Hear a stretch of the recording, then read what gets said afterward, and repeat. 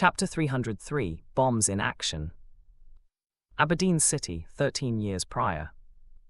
Bomb-it, 12-year-old Althea told her teammate, Ansel, who happily obliged by throwing the bomb to their virtual enemies. Their enemies naturally all died, and Althea looked very happy. Wow. Garens, who happened to be watching them play, felt complicated.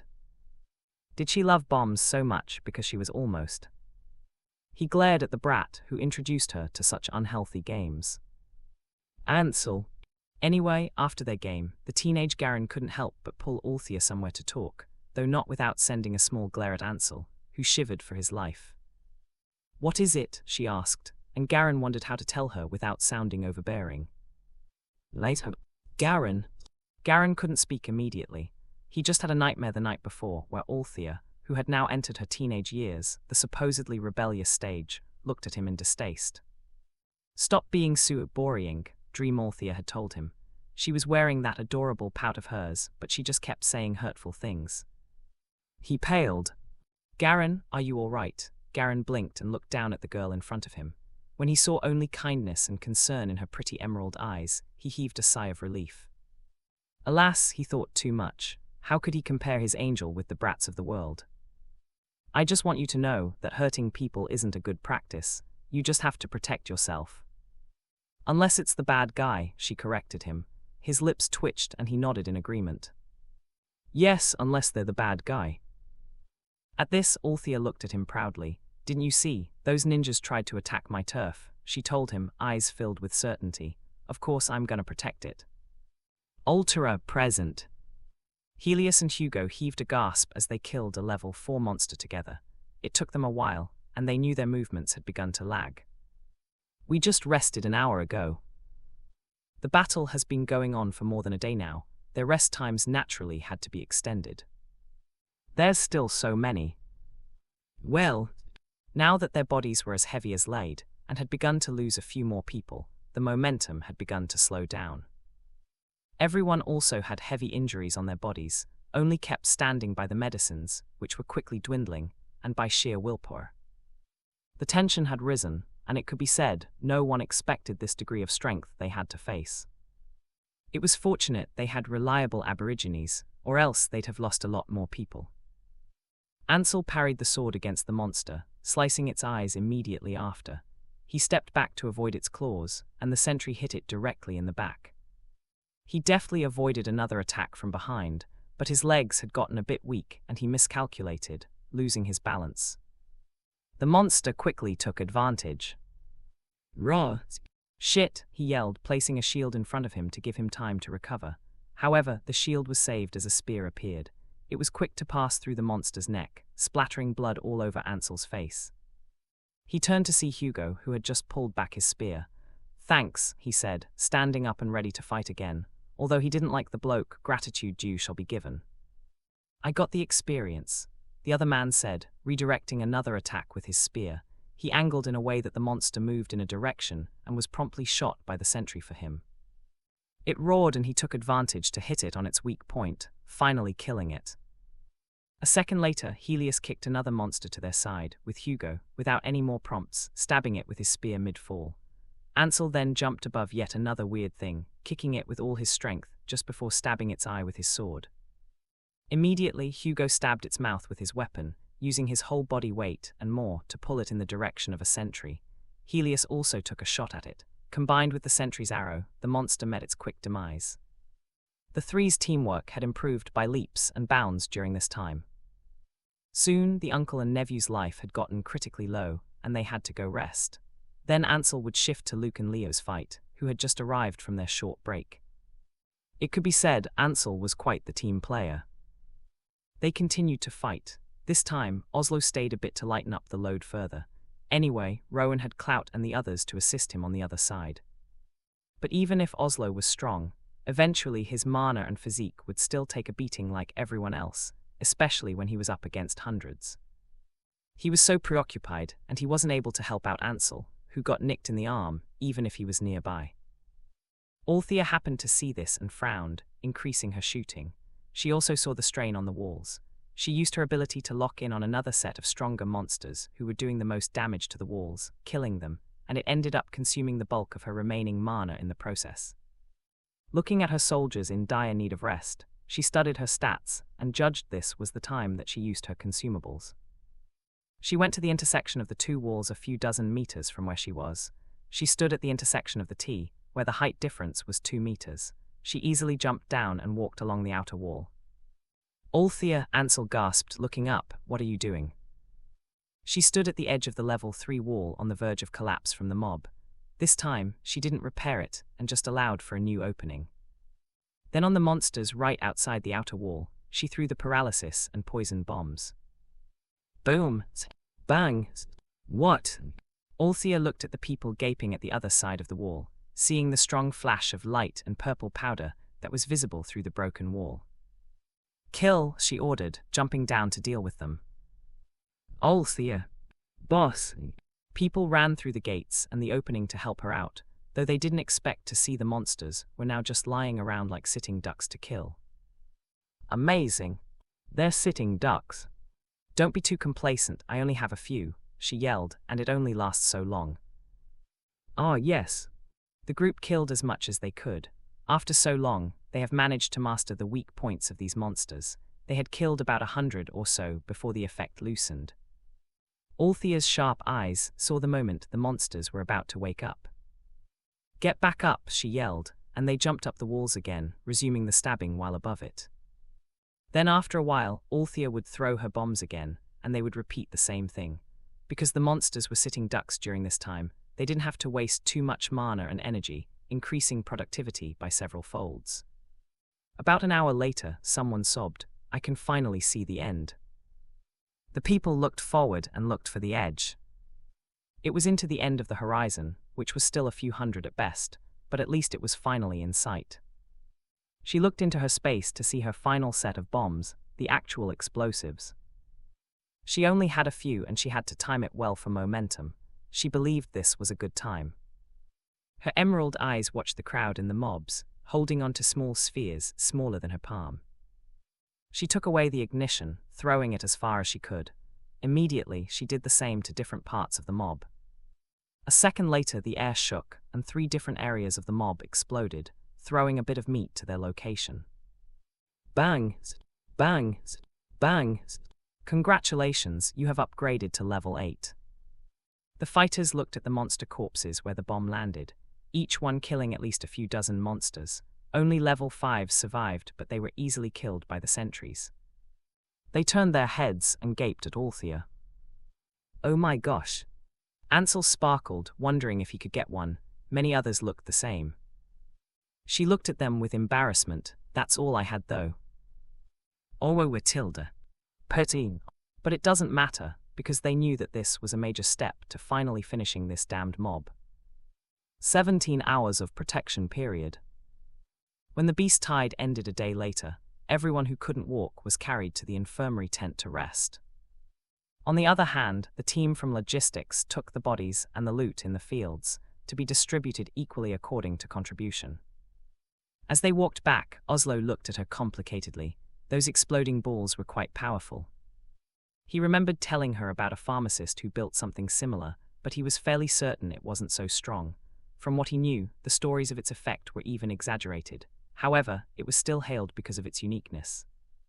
What's more, that particular pharmacist worked on the formulation for half his life. How old was their lord? How long had she been working with the materials here? Althea wasn't privy to the multitude of thoughts running through Oslo's head. She was just sleepy, and she wanted to see her children already. Althea sighed and ate the last snack she had in her space.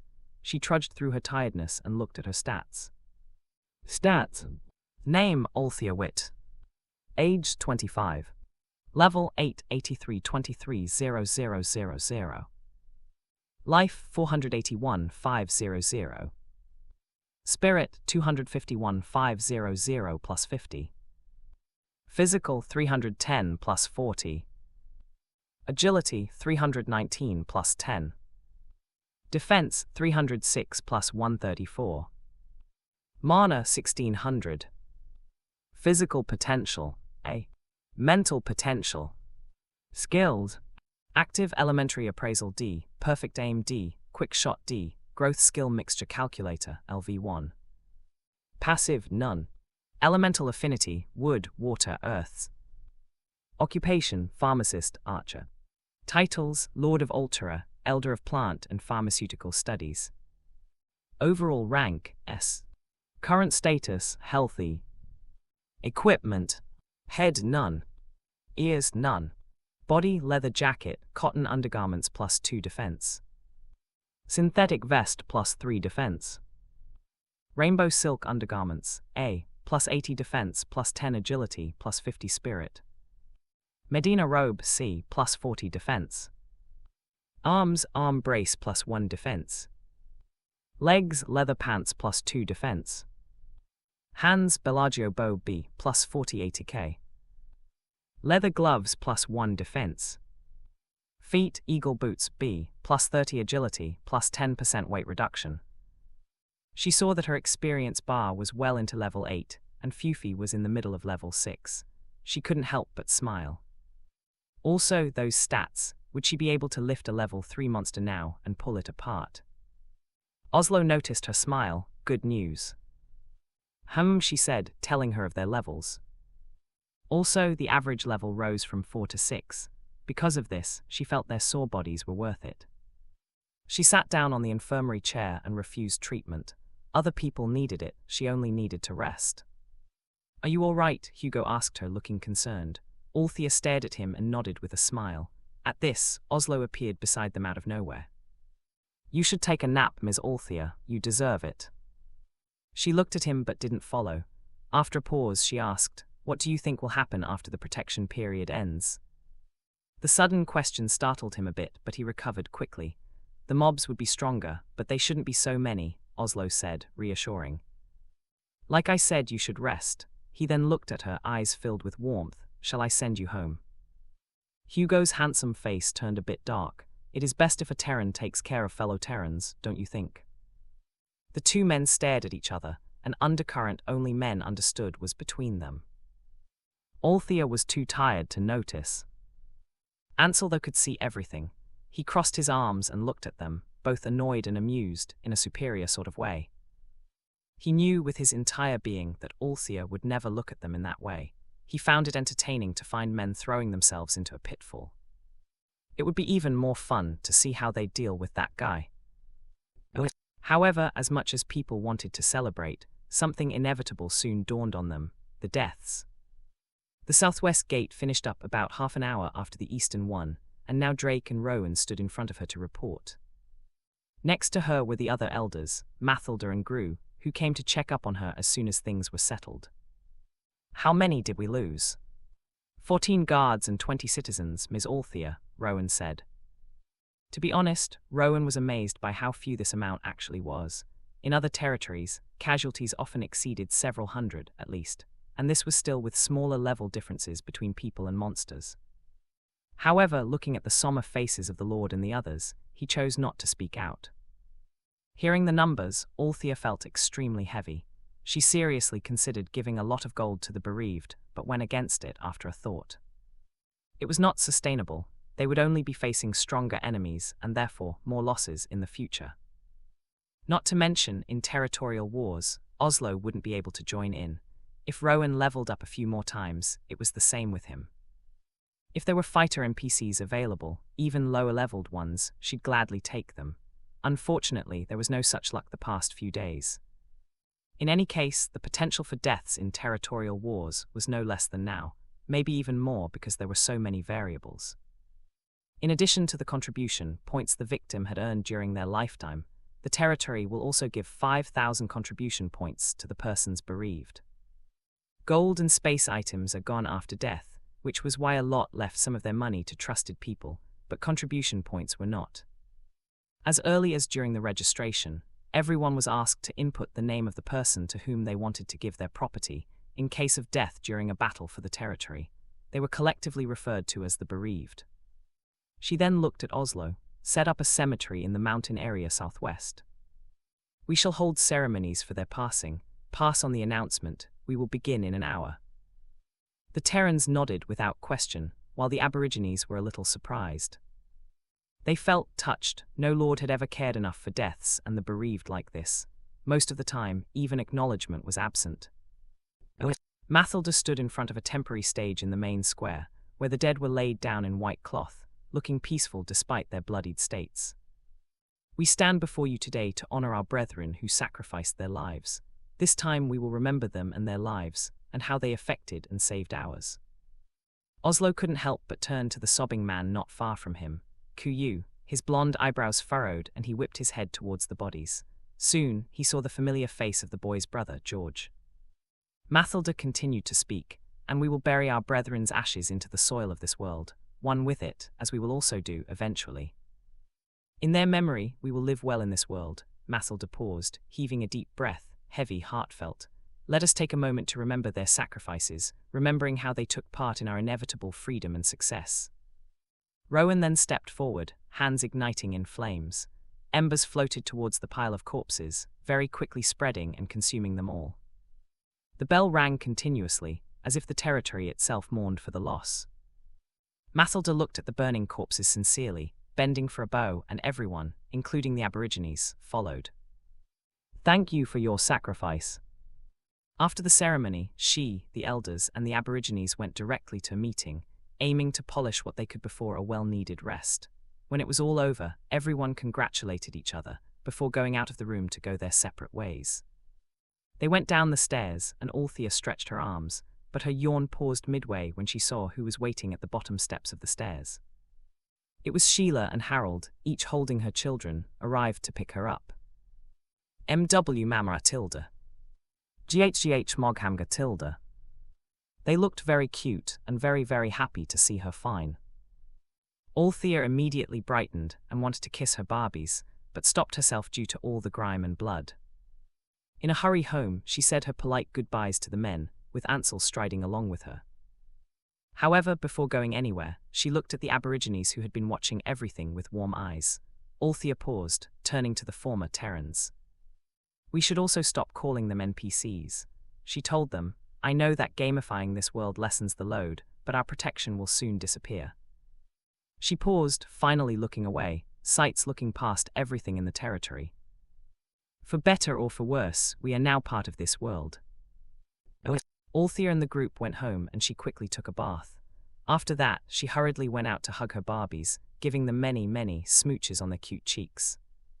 She carried them both to the bed, embracing them with her warmth, feeling their softness. I missed you so much, she mumbled, and the two children giggled cutely, and she couldn't help but place another set of pecks on their pudding-like cheeks. Then little Meatball yawned adorably, followed by little Pepper, and then Althea herself. She felt her eyelids become heavier and heavier. As she laid down with her Barbies in her arms, she used her remaining strength to make an announcement, one asking everyone to get a good rest. Let them rest for several hours. The bell would ring when it was time to wake up, to signify that it was time to start preparing for yet another battle. Feral Town. The mobs have been particularly antsy. Bart's right-hand man, Eloy, mumbled as they walked towards the Terran mercenary camp. He mentioned this because a monster managed to nick his shirt, and now he had to buy a new one. He was a middle-aged man with big eyes and a very high hairline. Like Bart, he also had a large waistline, though it increased lately, and he blamed the Terran mercenary team for it. They had just arrived from their base in Twinwave, and noticed the mobs on the way were quite irritated. Fortunately, the mobs around weren't too high, and it didn't cause them too much trouble. They passed by Feral, though mostly to meet Garen and the others. It was because they happened to be going to Cape Rushless, which was not too far away from here, and they wanted to see if there was some new stuff to see, and get some exclusive food by the way. But when they got to the Terran mercenary team's camp, they saw them packing up, as if preparing to go somewhere far. Bart also noticed there were several people who were not there. And also, they were all covered up in bandages. What happened to you? Reuben shrugged, encountered some hard stubble. Another, the pale-skinned Minko, nodded, very hard stubble. Later. However, they basically ignored him and were busy packing up. He noticed somewhat of a flurry in their movements. Bart watched patiently as they finished up, with those who completed their tasks earlier looking in the direction of the fog. They looked both worried and excited, and it made Bart very curious. He walked over to Eagle, who seemed relatively freer now than the others. but he was obviously a bit antsy. Level 5 mobs were found entering the fog a day before, Eagle told him, face pale, Captain and the other's hand already gone to take a look. Bart flinched a bit, narrowing his eyes. He knew these people had something to do with the fog, and it seemed their connection was deeper than they thought. According to what the rumors he heard a few days ago, he kind of worried for this team. All of you are going. He shook his head. Only those with relatives there, he said. That was to say, all Aborigines would remain to watch their properties. Bart thought for a while before nodding. Curious, he offered to come with them in the end, and Eagle and the others gladly agreed. Maybe they'd get more information along the way. They arrived at the border of the clouds several hours later, which would have taken longer had Bart and the others not come. After all, there were really a lot of aggressive monsters around. Such a strong group really helped them breeze through it. Bart received the team's gratitude in the form of good snacks with a smile, and he turned his head to look for the advanced team. Soon he saw Garen and the rest in full gear, eyes never leaving the cloud in front of them. It was obvious they would be traveling for a long time. There were changes, Bart asked, approaching the serious man while taking a bite of the heavenly snack they gave him. Garen nodded. It seems like a month has passed. What are you planning? He asked him as well as Gil, who was standing still next to him. We will find our relatives, of course. Bart nodded, having such an idea. Well then, I hope you succeed. Bart paused. And don't forget our business. Garen nodded. Of course, he needed to feed his wife well after all. However, before going, Bart couldn't help but give them a bit of warning. Bart walked over and said with a lowered voice, I heard, a few forces are mobilizing in this direction. This made the Terrans whip their heads to him with furrowed eyebrows. Attention from Aborigines of this kind of world was definitely not a good thing. Bart raised his hand. That's all I know. Garen sighed and nodded. Thanks for the warning. Bart sighed and just wished them good luck before bidding his farewell. The man continued on to his destination, leaving the Terrans behind to watch the changes, thinking deeply about what could happen. They set up camp right next to the cloud, lighting fires and cooking meals. Except for a couple of monster groups, the wait was relatively peaceful.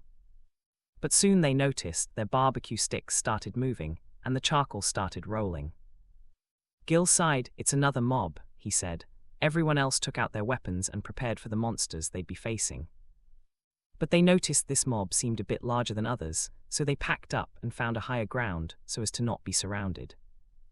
It was a mob of Suide, predominantly level 8 and 9, probably attracted by the smell of their food. They dealt with them with relative ease, with no injuries whatsoever. It was just that the wind user's abilities accidentally whisked away the smell. Some of the escaping mob went in the direction of the fog by chance. The team went nearer the fog and planned to kill the monsters when they came out of the fog. But who knew? After several minutes, the mob still hadn't come out yet. What are they inside? Huh. The fog is clearing, someone yelled, and they looked up to see that it was true. Their eyes widened as they looked closer, watching the clouds slowly ebb. However, instead of relief, they only felt heavy with worry. They had hoped the return of relatively higher monsters would take a while to get here, but apparently not. No matter how amazing, the Terrans definitely wouldn't reach level 8 or 9 within a month. Garen's heart beat frantically, terrified of what his wife might have to face next. Let's go, he yelled, and everyone rushed into the fog, hearts all calling for their own loved ones. Please be all right, wife. Duties. Eden Military Training Camp, 14 years ago. Bang! That's all you got, cadets, a well-built middle-aged man bellowed, punching a young man to the ground for the nth time that morning. The 16-year-old Garen groaned and pushed himself up once more, his muscles hardening as he prepared for another attack. The older man narrowed his eyes as he watched the young boy's movements. You cannot be a proper soldier if you're not strong enough. The huge man snapped into position again. Come, he yelled, and the boy flinched, similarly entering an aggressive stance. Determination burning in his azure eyes, the young lad lunged forward. His strikes were swift and precise for his age, but it was lacking in the eyes of the older man, who was grooming him to be the best there was. Bang! Another takedown, with the lad immediately jumping back up to stability, darting towards the older man without a beat of delay. The boy's movement was impressive, but the older man easily deflected his hits and soon started to counterattack. First, the boy was hit in the stomach, then to the chest. The lad struggled to defend, albeit with increasing frequency of a decent block. However, the soldier's seasoned movements contrasted greatly with the teen's imperfect techniques, and he failed as soon as the old man changed his tempo a bit. The older man's movements were precise and impactful, and the boy blocked the blows with gritted teeth. The impact pushed him down everywhere, but he stood up every time. He was beaten up again for another half an hour, but without fail, Garen stood up. The huge man looked at him deeply and relaxed his stance. Still, Garen did not dare lose his guard. The boy's eyes sharpened and his body shifted. Using his excellent reflexes, he jumped up and changed his position, indicating it was a fake. He launched a quick strike hitting the man's side, and the man, taken by surprise, let out a muffled grunt. The boy immediately jumped back in a defensive, ready should he attack him again. However, instead of attacking, the man's posture relaxed, making the boy's eyebrows furrow.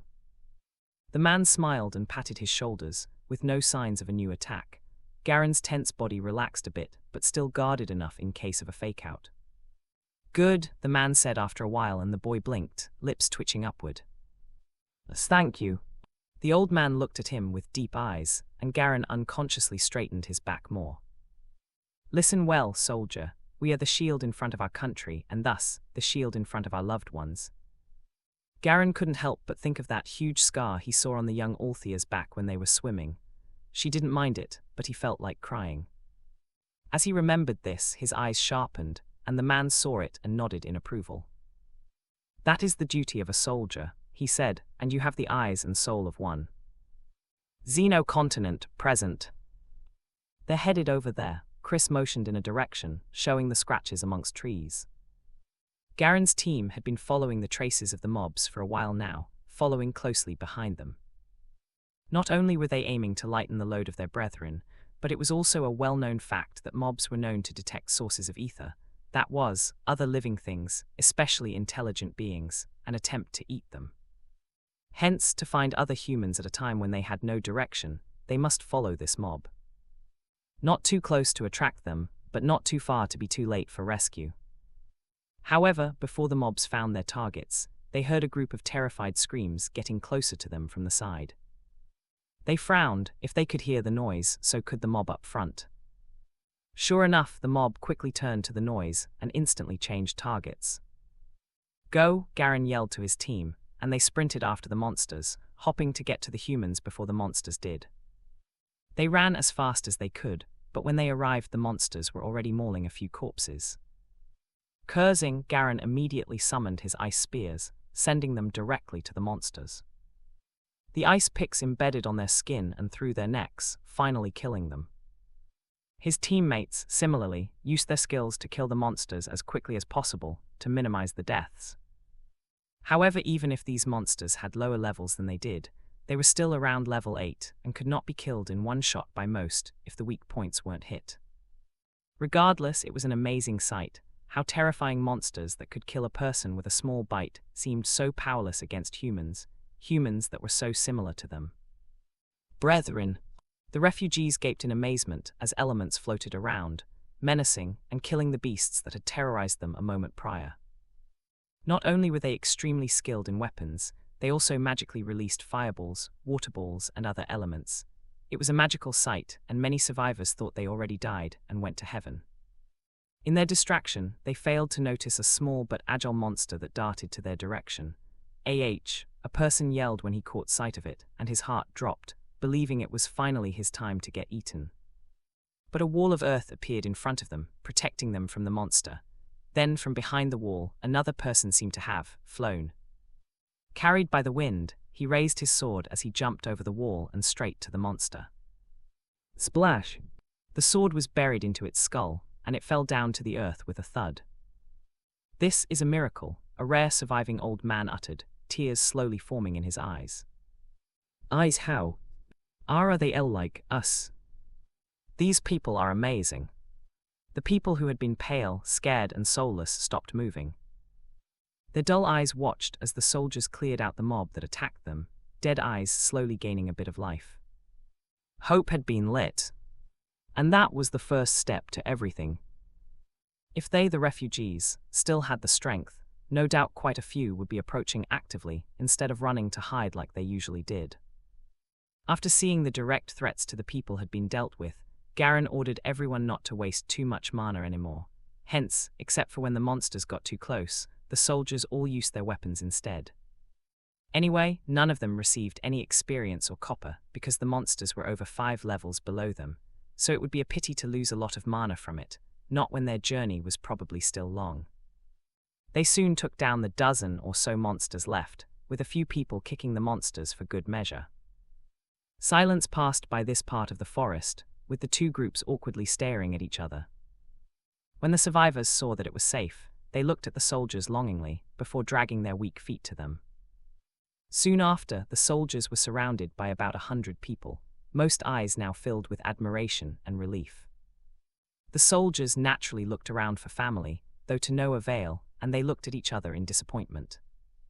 Of course, it would be impolite to show it so openly, so the more friendly soldiers like Lewis, Jake, and Sam started to chat with the refugees. However, as they did so, they couldn't help but notice the extremely poor conditions the refugees were in.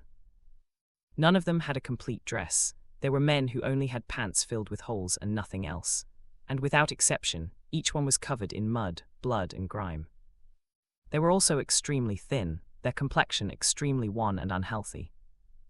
Garen's heart dropped. What about the others? What about Althea? While he was in a daze, in a dark mood, and with a very intimidating aura, the survivors were already approaching the others with various emotions. "Thank you so much," one sobbed and another bowed. Another kowtowed, partly because he lost the feeling in his legs, as well as to express his gratitude. The soldiers were embarrassed, and they couldn't help but wave it off. "We're just doing what we can as fellow Terrans." It was just that the confirmation that they were there as allies made a lot of tense shoulders slump in relief, and also even more passionate in interacting with them. There was also a teenager who looked at them in awe. "Are you soldiers?" He continued to chatter even before they even answered. "I knew you were going to save us, and what is that magic you did?" The topic seemed to have triggered a flood of curious questions. "Oh yes, that's amazing. Did you get superpowers?" "Yes, how?" However, before they could answer, the happy atmosphere was broken by a heart-wrenching wail. "My son, my Suwon." It was a middle-aged woman hugging the corpse, letting out guttural cries of despair. Judging by her bloodied but unharmed arms, she had obviously just found his son after rummaging among several corpses. Looking closer, they could see that it was the corpse of a teenager. They recognized him as the boy who had just been killed when they arrived. The woman knew this and her head whipped in their direction, red eyes sending accusing glares. "Why did you arrive so late? He didn't have to die. What kind of soldiers are Yao?" She screamed, but her hold on her son remained, and she only buried her head on his face, the only remaining body part intact. The soldiers, except Garen, who was still in his own world, looked down, ashamed. If it were others, they wouldn't feel as guilty, but they were soldiers living with a creed. They couldn't help blaming themselves. Had they been faster? Some people couldn't take it anymore and just patted the woman's back in an attempt to calm her. "Come now, you know it's not their fault. Yes, we're sorry for your loss. Let's bury Junior together, okay?" Of course, they also knew that if it was their relative who died like that, they would feel the same, so they couldn't condemn the grieving woman for it either.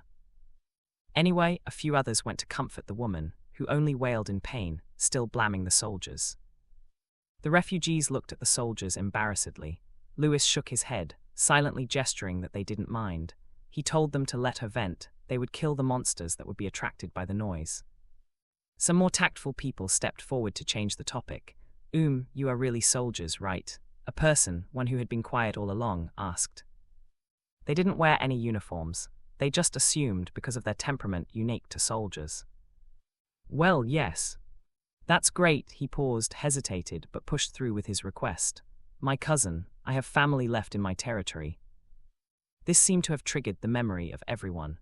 After all, they had been too focused on their own survival. How would they even consider others? Most of these people had formed acquaintances and friendships in the past month. Yes, yes, can you help our territory? We just escaped, but it hasn't fallen yet. Please. There are thousands of people in the territory, they should still be holding on. Yes, we just happened to be gathering resources on the other side of the territory when they broke in. We could only run as far as we can. The soldiers blinked and didn't answer, only shifting their heads to the captain who, at some point, returned to the present. Garen was silent and didn't agree immediately. But he did not refuse either. One was because of the military creed, and the more important one was that their relatives could be there. After a pause, he looked at the most composed person next to him, a middle-aged old man with a balding head. "Is your village's name Althea?" he asked. The man flinched as if thinking of a response, but was scared by Garen's sharp eyes. He didn't dare to lie. "No, I'm sorry," but he quickly added, "but I'm sure someone in the territory knows. Our lord is very powerful. Usually, the monsters that suddenly attacked were abnormal." Garen sighed. Regardless of whether it was of duty or one of selfishness, going to their territory was the most practical first step. He prayed for some good news. On the way to the aforementioned territory, the team effortlessly killed the mobs that attacked them. It was his team who made all the moves this time, often just using iron swords. But sometimes using elemental skills, all of which earned admiring gazes. Althea would also be fascinated with those tricks. He was told he was very dashing when using his skills, and he looked forward to her admiring face. Then he couldn't help but continue worrying for his wife. When he got news of huge amounts of level 5 monsters entering, he immediately checked the mercenary union for the status of her team. Fortunately, it was as stable as it had been. His wife was so amazing, he believed that she would be fine. As they walked, he couldn't help but ask the person next to him, "What's the name of your village?" "Fargo Village." Garen's feet stopped. Fargo. His movement naturally made everyone stop as well. The soldiers put up their guards and the refugees shivered. Garen noticed his gaffe and shook his head. "No, I just remembered something," he said with that impassive voice of his, and just continued walking forward. Everyone was puzzled, but no one dared to question him. Garen didn't care about the stairs, as his mind churned like crazy at the familiar name. The criminal group he had been hunting, the people responsible for Althea's scar, happened to be named the Fargo Group. If it's the same group. His eyes sharpened. If it was the same people. Then they must be killed. In the end, in consideration of various factors, Garen and the team decided to follow the refugees to their village. However, the travel was not straightforward, as the survivors did not have a compass nor did they have the time to mark their path. However, the so-called Fargo village was located in a particularly prominent landform, a valley, so they only had to go where the small mountains were. Further, the soldiers also asked the refugees to help them tag the location on their maps, something that amazed the refugees to no end, so a few of them could even go ahead to the location. 5 people, Turbo, Jake, and 3 others, were sent ahead to check on the situation. "The goal is to minimize the losses of the people," Garen told the 5, "but be sure to keep your safety as the top priority." This had been their mantra since coming here. While they would still help people, they would no longer sacrifice their lives for them. After all, only if they were alive would they be able to save even more people. More importantly, saving their own lives ensured they could protect their own loved ones well. "Be careful," he finally said, and the 5 nodded. "Yes, sir," they said, and it took a few seconds for them to disappear from their sight. The more optimistic young people couldn't help but be in awe. "Amazing," they said, "I wish I were that strong." Eagle, the soft-hearted one, smiled at them. "You will be, just be brave and aim for self-improvement." The young lad looked at Eagle in admiration. To be honest, the man had a bit of a scary face due to his sharp features, and he was the last person the lad expected to give any sort of pep talk. Eagle sensed his stare and looked back with an eyebrow raised. "Did I say anything wrong?" The boy Kyle was both embarrassed and touched by his words. Thanks." Those who watched the interactions couldn't help but smile. Anyway, soon all the refugees could stand and walk one way or another, and Garen started walking forward, with everyone else following his steps. Their steps were relatively slow, as almost all the refugees were injured, but thankfully the soldiers were patient and protected them well.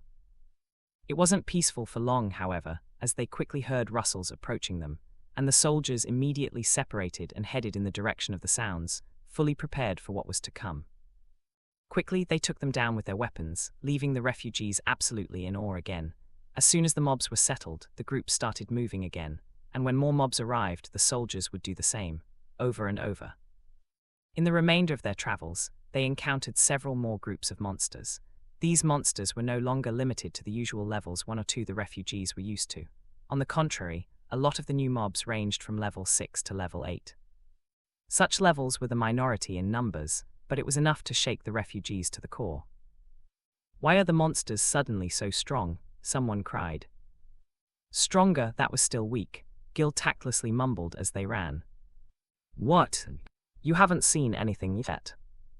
Eagle rubbed his temple as they trekked. "Stop scaring them." "Don't coddle them," Gil said, ignoring the pale faces of the refugees. "The average level of monsters here would remain at this level. They should get used to it." Some people cried, and some even lost strength in their legs from the shock. Gil's eyes twitched and decided to soften up his tone a bit. "Don't worry," he told them. "The monsters shouldn't exceed level 10 around villages." At the very least, villages didn't need to worry about a level 20 monster attacking them. There was a rather accurate observation about these monsters. The stronger the territory, the stronger the monsters. This was because of the energy, or ether, a territory innately had. This was what attracted monsters, and it varied from territory to territory. This was why during upgrade beast tides of villages, the level was generally lower than level 5. For the low-level villages, he heard it was only level 3 mobs that attacked.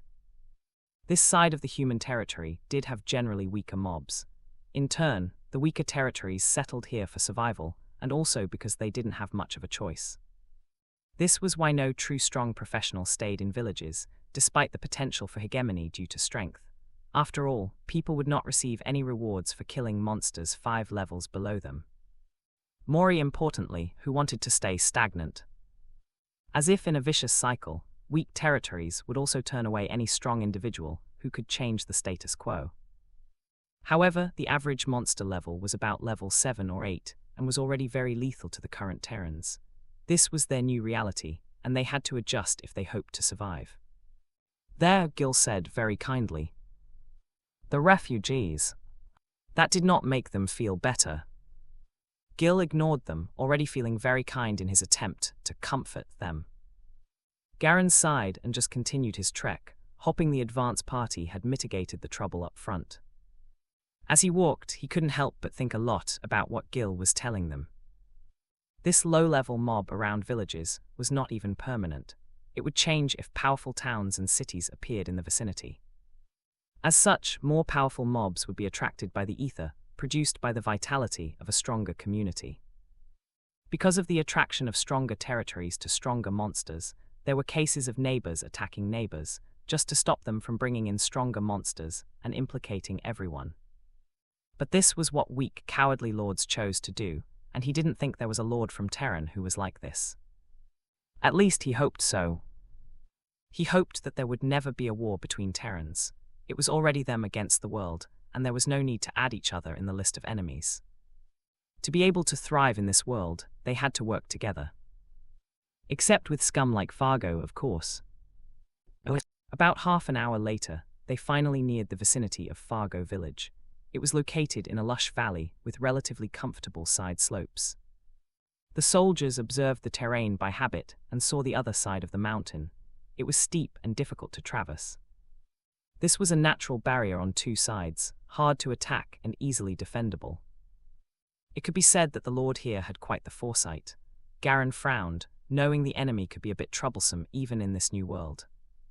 However, as they went closer, they quickly heard loud growls and horrific screams, and their pace turned panicked. Soon they saw many corpses of humans and monsters, as well as the broken walls not too far from them. "The monsters have traces of elements in them," Gil said as their pace hastened towards the broken part of the wall. Obviously, the people who came ahead had just finished off the monsters attacking the walls. It was just that a lot of monsters had already gotten into the territory. The level 2 fence had long been breached. The gate was wide open, and people were trying to get as far from it as they could. Obviously, the refugees said the walls should have been able to last longer. They said that they had strong enough guards to hold on for at least half an hour. What happened now? Running against the crowd, Garen's team weaved through to enter the opening to see the bloody scene inside. There were maimed corpses everywhere, blood was splattered all over the floor, and there were more people getting killed every step they took. There were hundreds of corpses littered on the ground, stacked over each other, each with missing body parts. There were monsters that were feasting with these piles, while some found more desire to hunt live prey. The soldiers watched all this with a heavy heart. It seemed they had miscalculated. The large village was now shrouded in chaos and blood, the air thick with tension, and the ground trembling non-stop from the weight of hundreds of monsters inside the walls. Their hearts fell at the sight, and their feet immediately darted to the nearest monster to deal with it. Desperate cries echoed through the territory, helpless against the onslaught of powerful monsters. The soldiers immediately activated their elements so they could deal with them as quickly as they could, joining the advance team in their fights. Turbo and the others were focusing on the most populous areas, trying to save as many people as they could. It was just that, with the number of people running about, and how many people a single monster could take down in a second, they simply weren't rescuing people fast enough. It didn't help that they were all going in a direction, and were thus actively hunted down. While dealing with the nearest monsters, their sights followed the direction where they were running towards. From a distance, they could see another level 3 wall deeper inside, likely built over the original wall. A lot of people were running desperately to its gates, thumping it, albeit to no avail. Fortunately, there were a few sentries there, so even if people couldn't get inside its closed gates, they had some hope of survival through the sentries. That was not within their concern at the moment, however, and everyone turned their attention to the monsters at hand. There were about a dozen or so level 6 and 7 monsters roaming around and playing with their meals. The others were dealt with by their soldiers, and some were handled by 2 locals. The 2 were definitely aborigines. A few weaker monsters were also handled by dozens of guards and cannon fodders. Unfortunately, they were too far and weren't able to save a lad from being mauled, but they did arrive soon enough to save everyone else. Anyway, while Garen and the fighters handled the monsters, the rest tried to rescue who they could.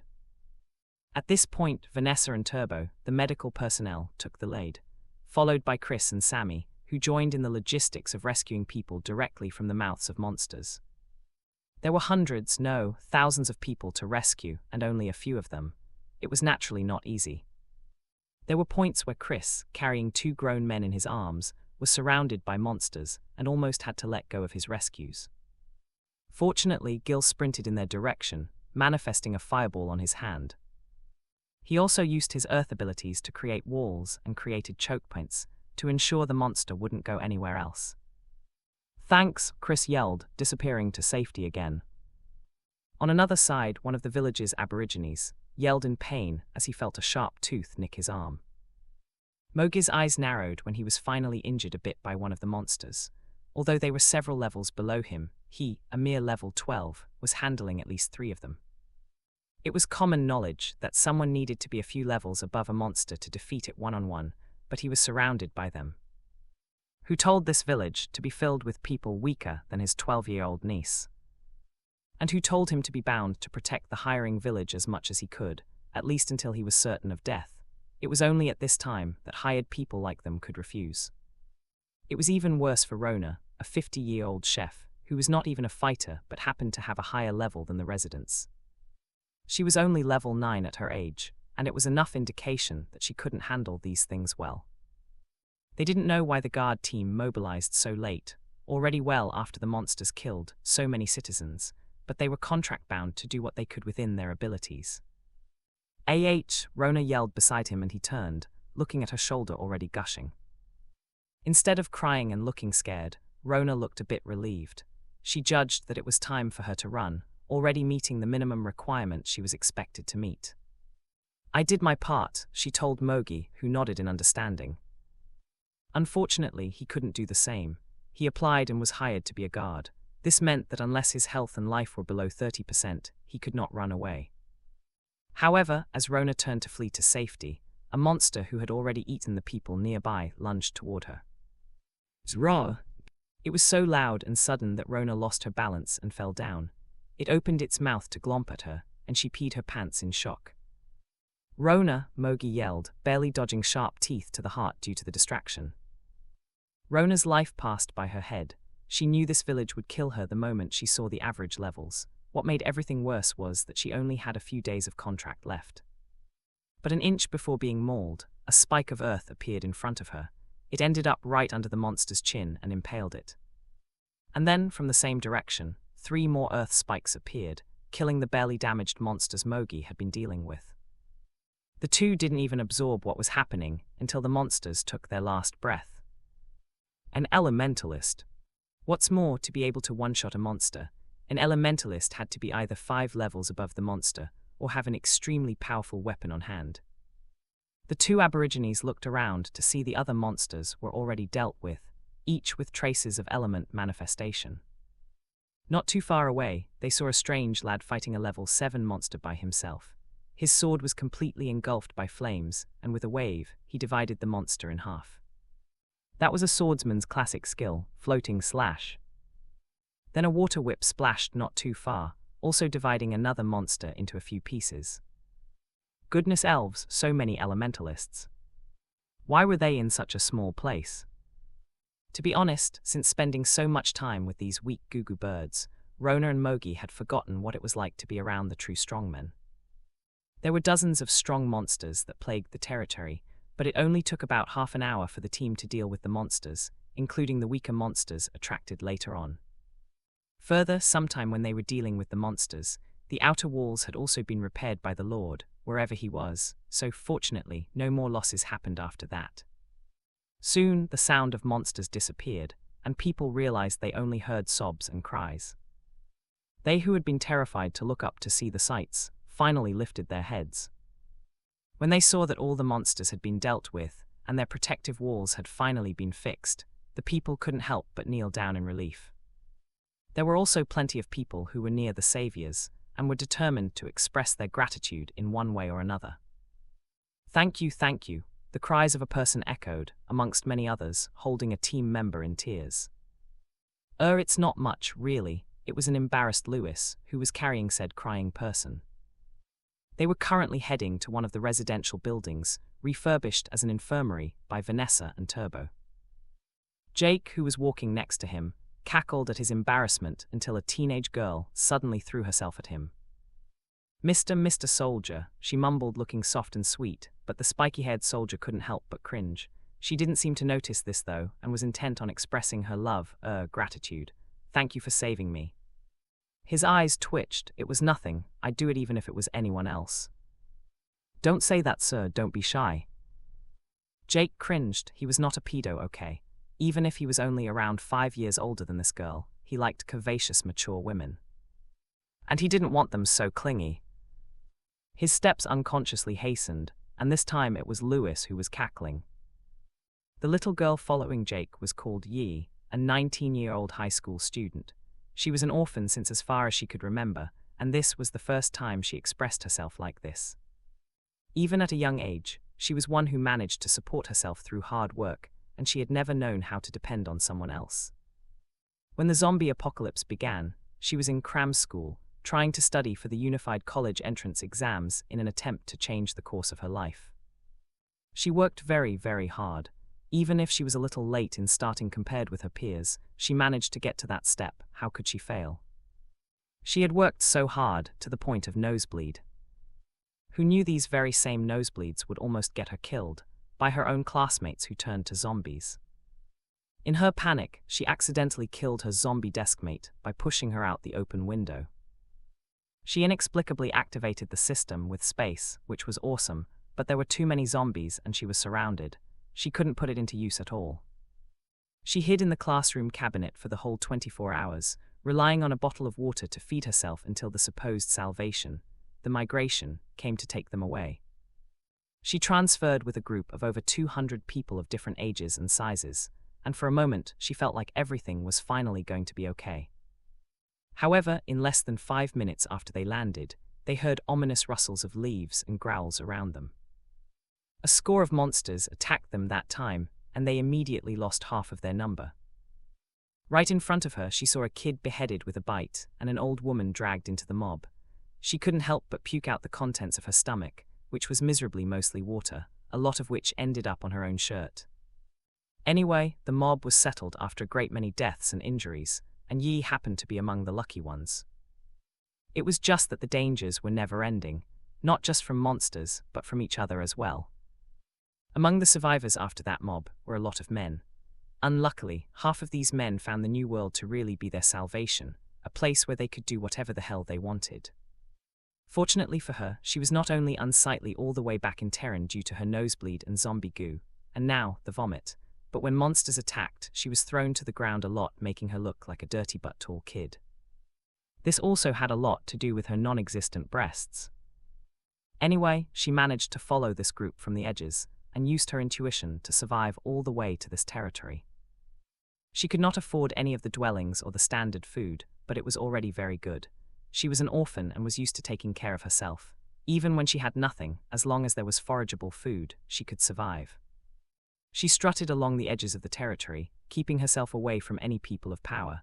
She kept herself alive by picking up stones, wood, and plants. This went on for many weeks until occupation obtained, forager. Gather E, obtain 10% more of resources when skill is used. Passive skill. It made her entire week. Anyway, this new skill let her earn a bit more every day, and after some time, she stepped into a little improvement in her lifestyle. She was also very stingy with herself.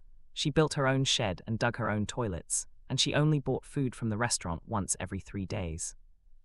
With this skill, she managed to save up a bit to be able to buy water from the well to get a good bath. She had kept her used PE uniform tucked in space as a change of clothes back in Terran, and now she would finally get to wear it again.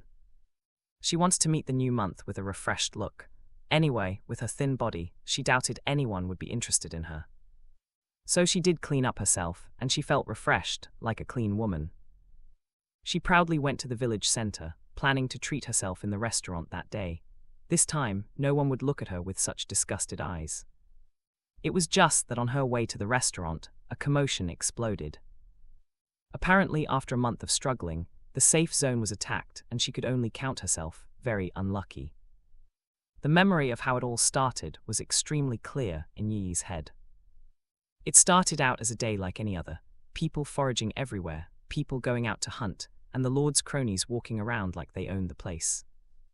The only difference was that she was excitedly lining up at the well to get some bathing water, though very early, lest someone mean took interest in her precious bucket. She was smiling widely as she took her bucket to her shed. She cleaned herself up the best she could, though she used some leaf that smelled like mint and tasted like toothpaste as soap to clean herself up. It wasn't the best treatment by Terran standards, but she felt like she had experienced the world's best spa. Not that she'd know what it was really like, of course, as she only knew spas through television. She had wanted to work part-time there, but she wasn't attractive enough for the front desk, and she was too young for other jobs. In any case, she wore her relatively clean PE uniform, and she suddenly felt like the cleanest she had ever been, by virtue of the stark comparisons. She happily went to walk to the village center to get to the restaurant, like a normal citizen, which happened to be the first time she did so, as she always stayed in the peripheries. However, even this simple happiness was destined to be cut short. In the middle of her walk, a group of people filled with blood, gravely injured, entered the territory in panic.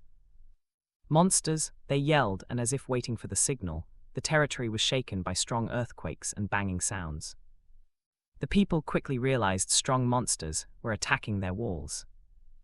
The monsters banged and banged against the walls, and they could see dust and some loose stones falling down. The citizens inside could only panic and hide, wondering when the guards would arrive to deal with the beasts. There were also some people who already ran towards the inner walls, hopping to call on the Lord, but to their aghast, it only took an hour for a good portion of the wall to fall, revealing monsters much larger and more menacing than they were used to. Oh my goodness. Help! A monster entered the gap and easily killed several people with a wave of its paws, beheading another with its bite. It went deeper, and soon, more and more beasts entered through the gap, feasting on whoever they found in their paths. Yi naturally ran to where the people were to get the protection of the guards. Unexpectedly, some desperados felt they were going to die, and instead of preparing for a fight, they decided to enjoy their last leg of life. She was pulled into an alley, and the next thing she knew, she was thrown on the ground, different pairs of grimy hands touching her everywhere. What?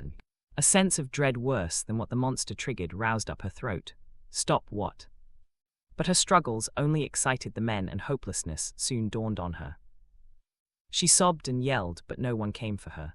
After all, everyone was busy trying to save their own lives. Who would care for her? She understood this, definitely, but just this one time in all her years of living that asked for help, would there be no one who could hear her? Was it too much to ask? The creepy laughs and cackles of the men crawled down her spine, and she could only sob and yell to the top of her lungs, not caring how painful her throat was. But then the movement stopped, followed by a loud yell, and she opened her shut eyes to see what happened. Splat! She watched as a snake-like critter appeared out of nowhere, eating the heads of the men and splattering blood all over her. She was covered with their blood and could only shake as the monster finally noticed her and opened its mouth to eat her as well. She truly thought she was finally going to die when an iron shield suddenly flew in front of her and embedded itself on the rock, and an earth shield appeared, as if enhancing it. A handsome man with coiffed hair appeared above this shield, jumping down and dealing with the monster in a couple of strokes. Good job, Jake, someone from the side yelled, though she didn't look at him as her eyes fixed on her own savior. Jake, wonderful name. When she was saved by Jake from the monster, she saw an angel. Her brain automatically created a couple name for them. Yike. Ah, beautiful. This was the first time she had been moved after living for so long. She didn't know how to handle the feeling very well. The little bump in this newfound love life was that she didn't have friends due to her busy schedule, nor did she have true elders to guide her. Consequently, her EQ was relatively undeveloped, causing her to be a little tactless in her pursuit. But Jake didn't know about any of this. He simply wanted to run away from this overly forward woman. The two continued with this dynamic, the man doing his job carrying patience and supplies, with a girl following behind and even carrying what she could. Jake couldn't even kick her out like this. Fortunately, the team wasn't tactless enough to hoot at them, but they didn't hide their smug smirks at all. Jerks. Basically, the rescue continued for a while after that. This was all led by the Terran mercenary team, but none of the local guards seemed to bother helping them at all. While this was bothersome, none of the soldiers complained. They simply did their best to help as many brethren as they could. Eagle was in charge of the supplies, aiming to provide goods and water to the victims. Of course, they didn't use their own money. Rather, they pooled money from those who wished to eat, and they would buy the restaurant food for them. Anyway, the prices were about the same as the prices in Aboriginal territories, and although they'd be stretched at their current strength, no one should die of hunger, not in Xeno. The main problem was the medicine, as there was no shop selling it in the village yet, and Turbo and Vanessa could only do so much.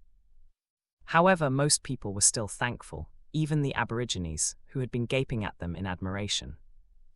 In any case, they did what they could, exploring their first Terran territory by the way. Garen looked at the just-repaired gates with a frown. He turned his head to a middle-aged man beside him who had volunteered to help along with his team. "Where is your lord?" The man was silent and unconsciously put down his head, evidently uncomfortable. The people around were silent, shivering. Garen observed the people's body language and almost sneered. The group didn't even bother hiding their brutal ways, it seemed. Being in this place, where power was everything must have seemed like heaven. Still, did the people here know who their lord was? Probably not. That guy was very hidden. He only had a glimpse of his profile after hunting for so long. Even if they did know, what could they do? They needed him to survive. Anyway, as the mercenary team helped those they could, the two people they sent for a more in-depth study of the territory came back with intel. It was Chris, as always, who had scouted the territory to gather information with Loki, who specialized in spying. How was it? The location was good, and they had wells early on, so it's actually a little better than the poor villages we've been to. It's just that the people here are really terrified of the Lord's party. They couldn't even elaborate on it. Do you know the Lord's name? Loki nodded, looking at the captain's expression. The Lord's name, Ammon Fargo. Garen's eyes shone a murderous light. It really was him. Where was this lord when his territory was being destroyed, his citizens being eaten? He was drinking tea in his room, very leisurely, far in the center of the territory, further enclosed by a level 3 stone wall with a decent amount of sentries. The handsome middle-aged man with sharp features looked out the window of his room, overlooking the people running around, trying to fix themselves with odd satisfaction. He oozed with a mature man's charm. However, his expression was odd. He seemed leisurely and happy as he sat there, but he was looking at a tragic sight. More accurately, he couldn't see what was happening outside the inner walls, but the screams echoed and the smoke and dust told him chaos had ensued. Ammon Fargo always loved, relished in this sight, a bit of chaos, a swipe of passion, and a dollop of despair. Anyway, he knew the Aborigines would be able to handle the monsters. It would just take a while. Hopefully, the population outside would be reduced by a decent amount by then. His precious territory was already so overpopulated, it was time to reduce it. His territory was so good, he didn't like how dirty it was becoming with so many poor people running around, begging. The fortunate thing was that he kept the original wall, improving to level 3 with sentries, keeping the bad crop outside. Of course, he still built a level 2 wall around the new land, which was already very kind. As he relaxed in his seat, he made a mental note of the current situation of the territory again. Territory stats. Status level 3 village. Area 12,566,400 square meters. Residents 3915, 903 permanent, 3012 temporary. Total population 13,824. Base resources. Wood 13,302, 0,000. Stone 11,101, 5,000. Money 331 gold, 45,699 silver, 2,098,699 copper. Reputation 108. Buildings, Village Center LV2, Armory LV3, Weaponry Shop LV3, Defensive Wall LV3, Warehouse LV2, Restaurant LV3, Special Torch LV1, Well LV2, Barracks LV2. Bonus Building, Custom Building X1. Building Slots 99 plus 1. He frowned. They only lost about 1,000 people. Were those Aborigines so strong? Ammon put the issue aside for a while, admiring his handiwork to determine his starting point in this new world, after the protection period. Overall, from what he gathered from refugees, his territory was undoubtedly the best. Not only were his forces strong and his wealth ample, but the resources were also better than others. He had managed to find natural springs and harvest it through a refugee who had arrived. Pity he had already purchased the well some time prior, consuming a building slot, but no matter. With the current population, they needed as much as they could get. There was also his main advantage over others. Fargo was the first to reach level 3 among the Terran territories. As a reward, he obtained the customized building for free, which was just right as he realized that the original custom building option he had pushed aside was no longer available to him. There was also a new custom building available, but it was too expensive and he didn't think he needed it for now. In any case, when he was arranging it, he didn't think much except that they could create a less boring and disgusting building type. When it was being finalized, however, he realized he had underestimated this building. He, or a Terran architect he managed to collect, was able to mimic basic amenities from Terran, and this was more than enough compared to the trash buildings Aborigines called residences. He built a mansion out of 4 modules with it. He was also planning on building several communities, using the module to sell it for 100 times the price. The problem was that the population was saturated, and every meter of land was occupied. He had nearly 15,000 people, and those that could not afford a house squeezed together to make those unsightly shanty zones. Where would he place these custom residences? The poor people took up all the space. He didn't even have to think much before he decided to make the shanty zones the location of the new exclusive communities. He already had the site development plans on hand, and he was getting impatient to implement them. This was why when the gate was breached, he ordered his guards to stay put for an hour before doing anything, in the name of trapping the monster for the 2 Aborigines to handle. Anyway, they probably should be able to, and even if they didn't, level 3 sentries could handle level 10 monsters without a problem.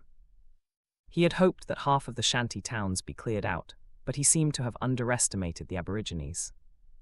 Speaking of Aborigines, other than those two, there was still another one.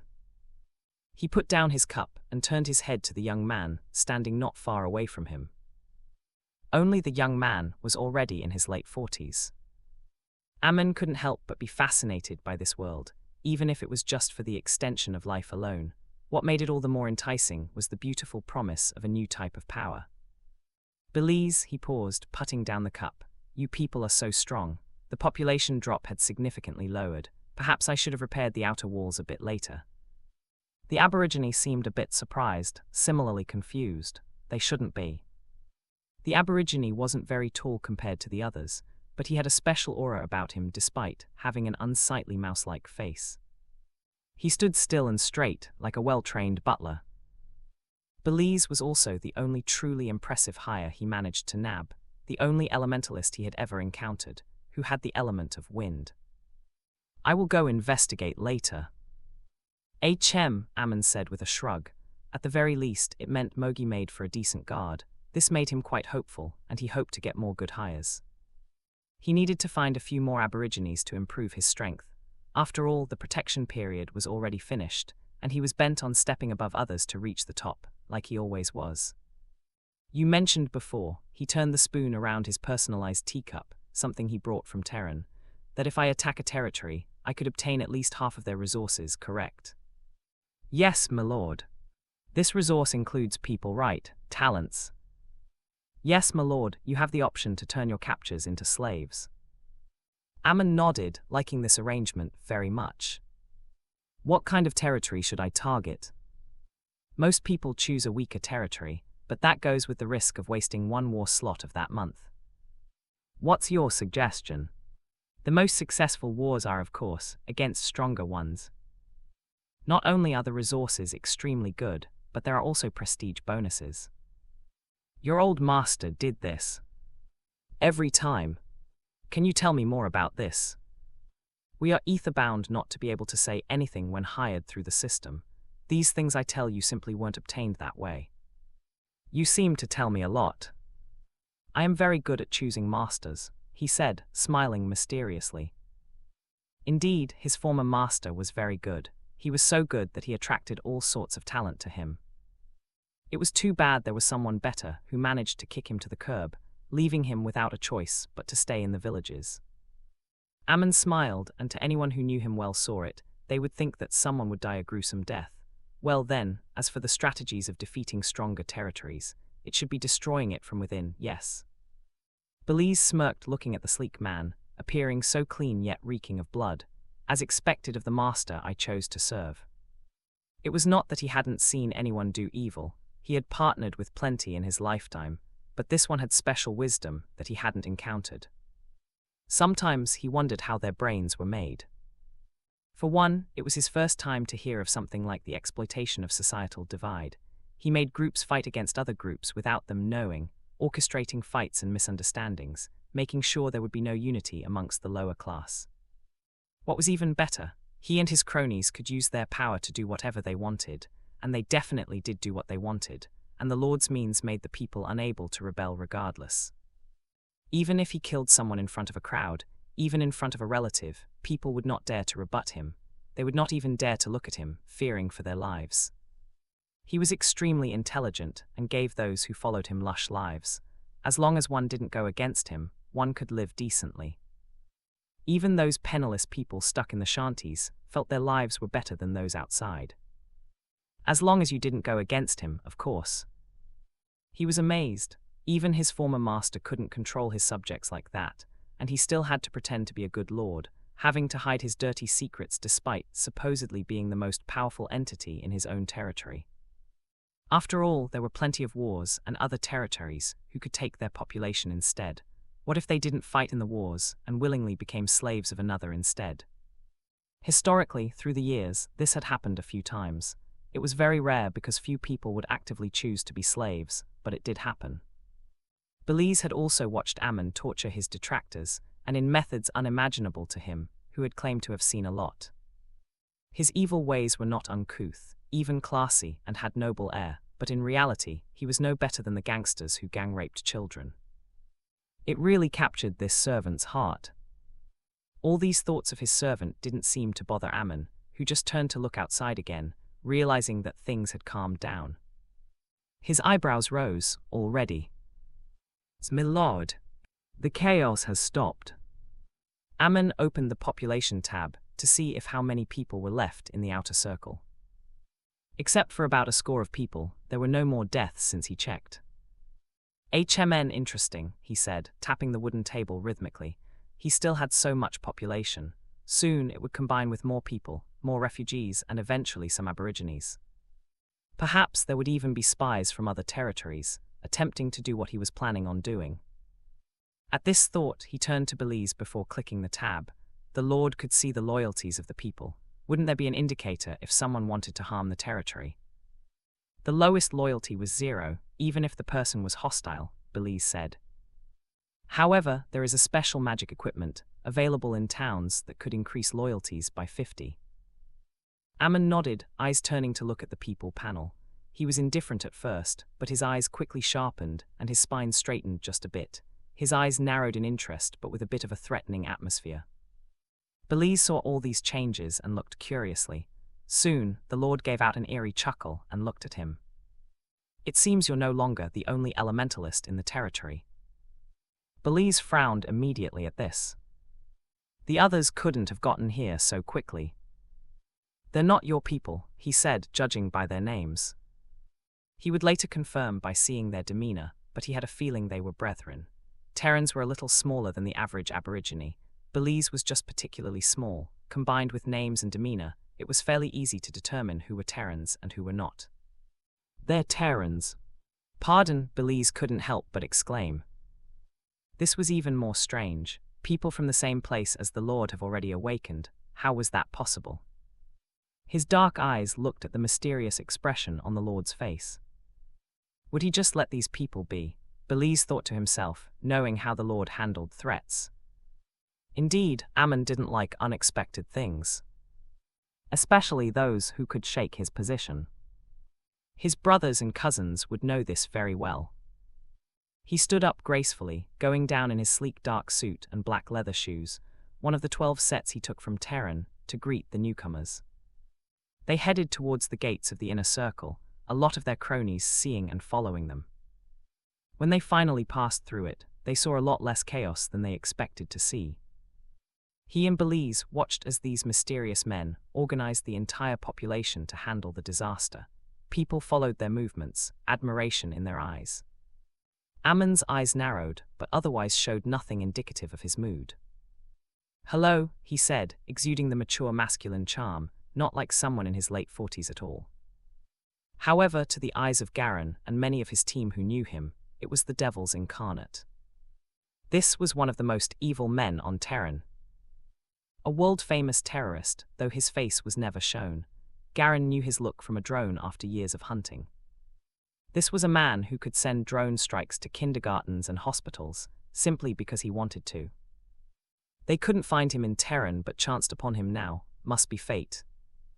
"I would like to invite you to my abode, to express my gratitude."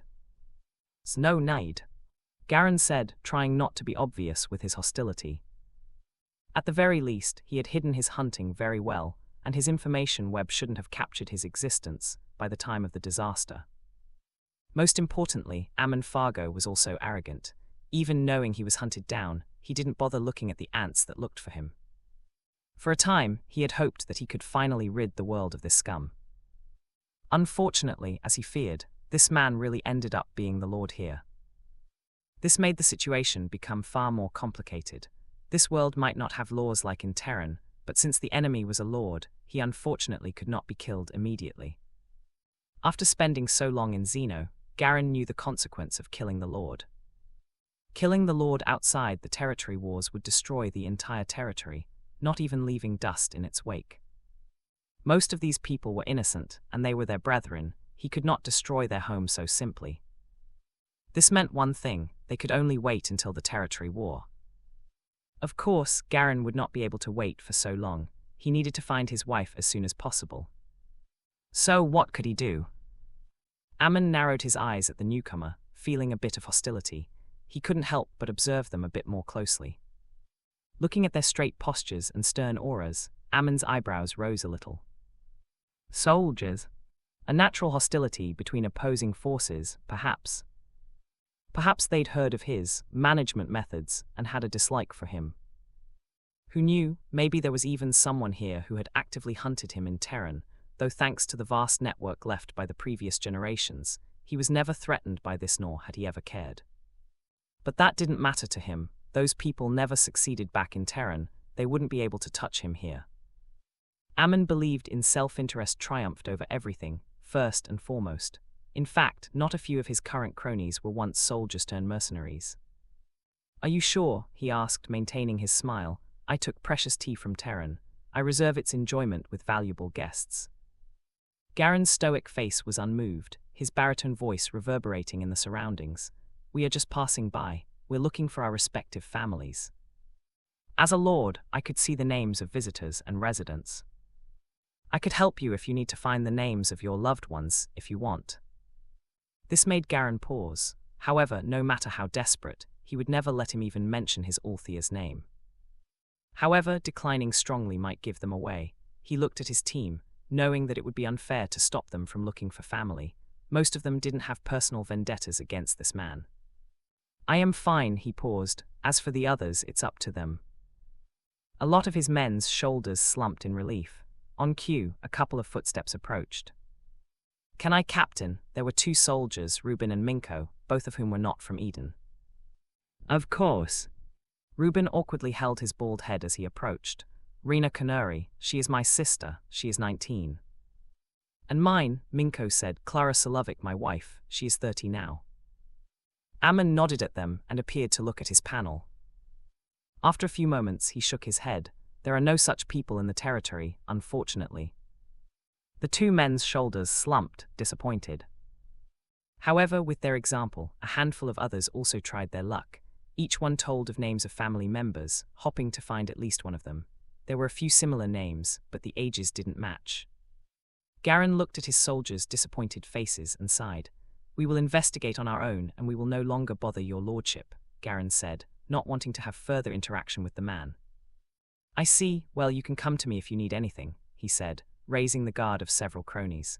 This group had already caught their attention and alarm even before the lord showed such promise, but now he was being so hospitable. Fortunately, the new guys were stupid and didn't appreciate the lord's gestures and excused themselves, leaving the lord with his cronies. As they left, Ammon's eyes followed their movements, dark eyes stewing with unknown thoughts. He looked at Belize right beside him, presence extremely low as always. Didn't you say the ice element is extremely rare?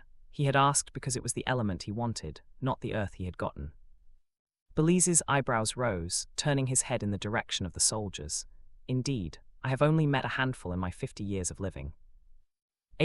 Well, that man had ice and metal. Belize flinched. What? A dual elementalist, and of rare types as well. Looking at him like this, Ammon knew he did not have the strength to go against this group. For now, it was best not to intersect paths. He didn't even push them back. If he were to kick them out, who was to say they wouldn't partner with adjacent territories to attack him? Well, as long as they don't damage the current status quo, we will not have problems, he said with a smile, but his tone was heavy. Or else, well, we'd have a very different talk. Their group of 23 ended up renting 2 houses in the outer circle, with Gordy and Eagle in charge of the arrangements. Gordy looked wistfully outside the wooden swing window, thousands of people interacting, and he felt envious. Even when it was mostly a tragedy and depression, especially after the attack, at least they were together. He remembered the time he used to see a lot of his brethren as well. It was very difficult, but it was miles ahead of being alone. Being the only one of your kind within a territory was depressing in more than a few ways. He just sighed and arranged the furniture they bought from a shop owned by a citizen. In fact, there were a number of shops owned by the citizens, which was proof that life was still decent here, at least on the surface. Sammy helped him out with carrying the items, while Eagle went off to gather supplies, recharging the group's supply and filling up his space. The group had signed a contract to keep Eagle's space stone a secret. This included Gordy and the rest of the Aborigine members of the team. To be honest, Gordy and the rest of them, for that matter, still couldn't believe this group's luck. They were such a small and relatively weak group, yet they managed to get a hold of such precious stone. Well, as the wise elders from home had said, great things happen to great men. It was apparently quite accurate. While the logistics handled their supplies, the rest of the team was in charge of gathering information. Whether it was about the territory or about their family members or the overall situation of their brethren, they researched and studied everything they could gather. Later that day, everyone came back to the temporary home base and seemed very productive. Whether it was replenishing their items or of information, they managed to gather a lot. A lot of people are thankful to us for saving them, so gathering information is much easier than expected, Sammy said, sitting beside Chris, who nodded. It was just that this is under the condition that the questions had nothing to do with the Lord or his party. Gil looked at them. What did you find out? Most of the people here were from Eden. In terms of statistics, about 60% are Edenians. We noted most refugees seem to have come from the east and southeast direction. This is followed by a mix of people from the 3 adjacent countries. This particularly interested the few members who were from one of these countries. What? How many? Most of the soldiers asked their teammates, eager to find out more. Of course, there were some people who were dejected, knowing their families were probably far away because they were nowhere close to Eden on the Terran world map. They could only wonder if they were okay and if it was still possible to meet them. However, it was not with little hope, because among these people who got concrete news were soldiers from countries far away. Ors Lopez raised his hands. My countrymen are here. Ben and Minko, his countrymen, nodded, apparently finding out the same. Sean beside him flinched and looked at them in anticipation. Mine aren't, but my country is next to Ors's. Ryan was silent as he stared, but he was already deep in thought. Perhaps mine is also nearby. The rest of the group looked at them in surprise. These 5 people were all from another continent altogether. How do you know? Because of globalization, it was basically impossible to determine a person's country by their skin color, eye, or hair color. It was difficult even if one studied habits or cultures. It got to the point that people stopped judging anything around them. But looking at Ors and the others looking so certain, the others couldn't help but stare. Did the transfer compress everyone together so much? Aberdeen City, 18 years prior. Orwa, little one, you don't have to miss me. The teary Althea pouted, making the chubby tanned boy grin. However, if one were to take note of his runny nose and red eyes, any adult could see he had been crying. A moment later, though, his pretentiousness cracked like a normal little boy. Woo-oo. He then began to sob, hugging his 2 friends and rubbing snot all over both of them. I'll definitely miss you guys, though. He then parted with them, eyes filled with tears, before reluctantly parting with them for real. Before going, he grasped arms with his best friend Garen. Be happy, and then he patted little Althea's head. Don't get fatter, she said. Obviously, he ate just as much as they did, but he was so chubby. The boy grinned. I will get fatter for your information. He got fat with eating minimal. He could only imagine how it would be when he could eat normally. It was both an exciting and worrying image. After a while longer of farewells, Beanie joined his new parents in their car, not forgetting to open the window and wave until they were no longer in sight. The 2 of them watched the car disappear from view, and Althea sighed like a little adult. There's just the 2 of us now. Garen's heart broke. If only she had more friends. He leaned down and patted her head, and we will always have each other. Fargo Village, present. The group looked at the 5 in question, wondering, how could you tell? At this, Ors and Ben's shoulders slumped. As if ashamed, their eyes narrowed in pain. We met Tagashi's sister-in-law. Ors paused before clarifying. We met Gyro's wife. Silence occupied the room. Before losing Johnny, the previous one they had lost was a man named Gyro, the last person in logistics other than Eagle. He was a kind, soft-spoken man liked by everyone, and his death was particularly painful for a lot of people. He died on the way to Twinwave inside a large mob that killed a dozen of them. Eagle looked at the men with furrowed eyebrows. Among them, even if they were from different countries, he spent most time with Gyro as a fellow logistics soldier. How did she handle it? It was Minko, the pale archer, who spoke up. "Not very good," he said. Looking at the silent companions next to him, she was hysterical, actually. Then Ben scratched his now curly hair. He used to don a half-bald look, before dragging the topic to the information asked of them. They were refugees from another territory. They said the territories further west and northwest were mostly from our country. No one spoke because they knew of the implications.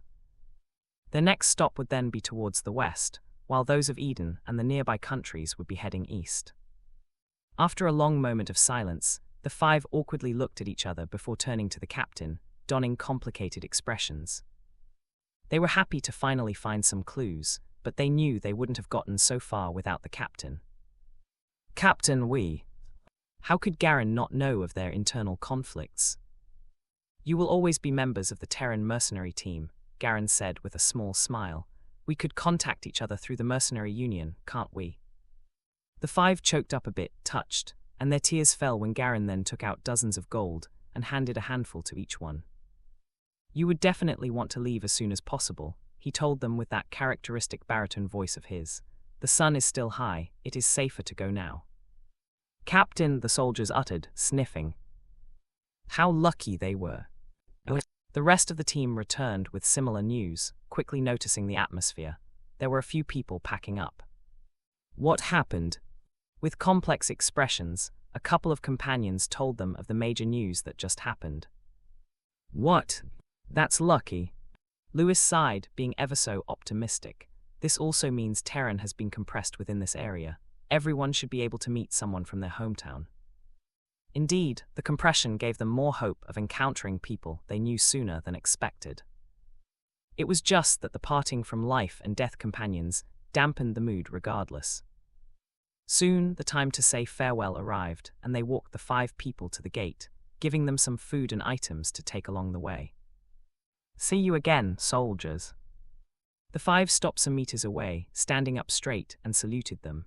Their eyes were lined with tears, hearts mixed with hope to find their loved ones, and reluctance to part with their life-and-death friends. "Thank you for everything," they just said, just before finally turning and heading towards west, hopefully to their families. May they meet again. The team was now reduced to 5 more people. They were now only 17, excluding Gordy. Garen sighed, feeling a little heavy. They walked to the rented villa in silence. He looked around. "Gil is still not here?" he asked, and the soldiers looked at each other with similar questioning expressions. Looking around, they realized that it was only Gil who was still outside. They did not have to look for him, however, as Gil arrived a couple of minutes later still, with some more big news. When Gil knocked on the door, he had a rather happy expression on his face. "There's someone who wants to meet you." He then stepped aside to reveal the person behind him, revealing himself to Garen's cerulean eyes. The newcomer was, like everyone, unclean and unkempt, but his rounded eyes were brighter than anyone in this territory. He was also a lot thinner than when Garen saw him a few months back, but it was definitely him. "Beanie." Garen immediately stood up and raised his hand to give the newcomer a one-handed hug. Beanie looked annoyed and gave him a light push. "That is Jeremiah to you," he said with a little annoyance. "I've been telling you for 2 decades. Garen couldn't help but let out a low chuckle, a very, very rare sight for the others. Beanie then looked around to see his companions. It was just a year ago that he and Garen reconnected after a decade of estrangement. They had not seen each other for years after getting adopted. When he went abroad, they didn't even get to attend his wedding, nor was he able to attend theirs. Did they even know he was married? Who knows? Speaking of wives, "How is Althea?" he asked, concerned. The last time they talked was when he was investigating Garen's disappearance. Who'd have thought he'd meet him here, of all places? Anyway, he didn't have updated news of Althea, because he was forced in isolation soon after, and he wondered if the couple had met during that time. Hopefully they did, because that meant she was safe at least. Garen sighed. "She's not with me." He paused, looking at his old friend, remembering his specialty. "She should be nearby in a territory called Althea Village. Have you heard of it?" "No, unfortunately. Except for the first territory I've been to, which fell on the 3rd day. By the way, I've only been here." He paused as if recalling a memory, but he shook his head. Instead, he turned to Garen with a gossipy tone. "General Price is here." This made Garen flinch and caused Vanessa, who had been watching all of Garen's reactions carefully, to abruptly stand up. "Dad?" she asked, and Garen also looked at Beanie, very concerned. The woman then walked over to them. "How is he?" she asked as she held his arm, heart beating faster in excitement, but it was doused with cold water with the chubby man's next words. Beanie sighed, looking at them both. "He's not so good." Thanks for watching. Please subscribe and like the video and comment down if anything wrong in the story.